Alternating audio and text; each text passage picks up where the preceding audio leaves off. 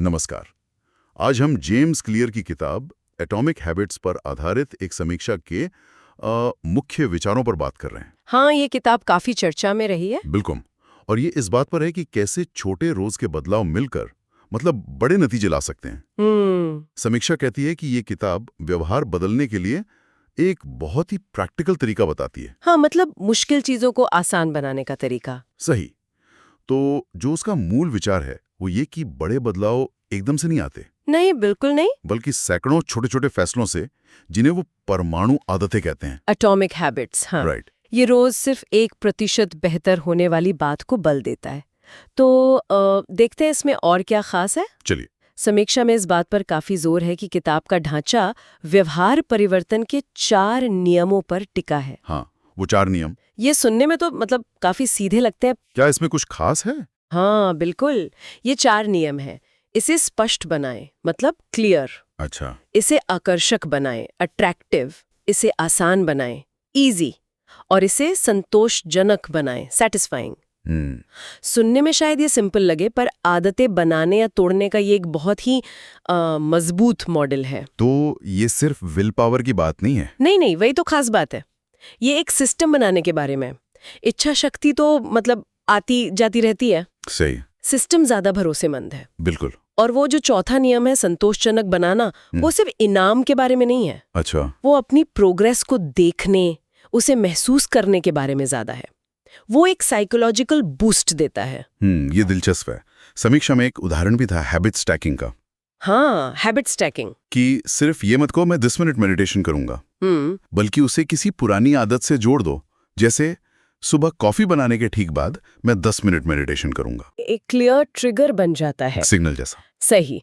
ये पहला नियम, इसे स्पष्ट बनाएं, को लागू करने का बढ़िया तरीका है। और इसी तरह समीक्षा एक और बहुत ही गहरी बात पर ध्यान खींचती है। बताइए।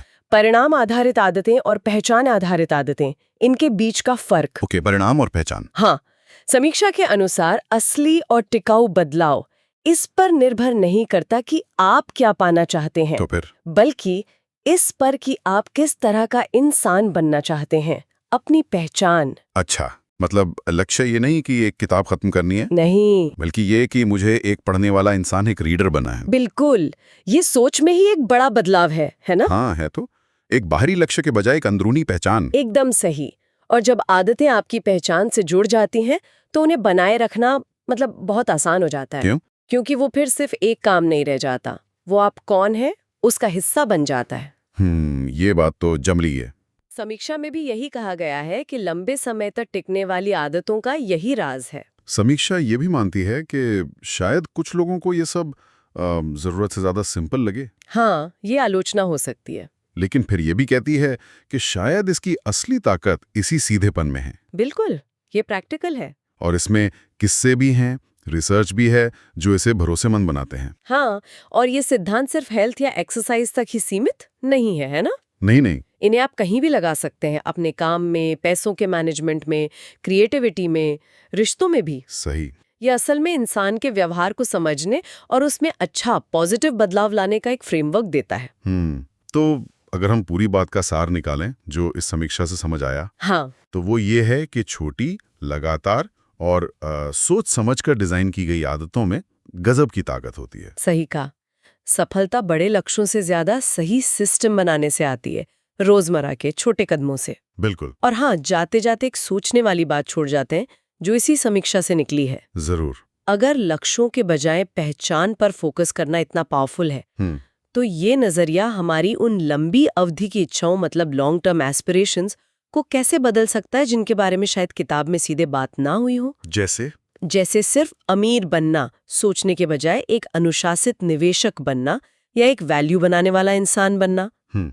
ये वाकई सोचने वाली बात है। पहचान पर फोकस। हाँ, ये आपकी पूरी अप्रोच बदल सकता है, सोचने लायक है।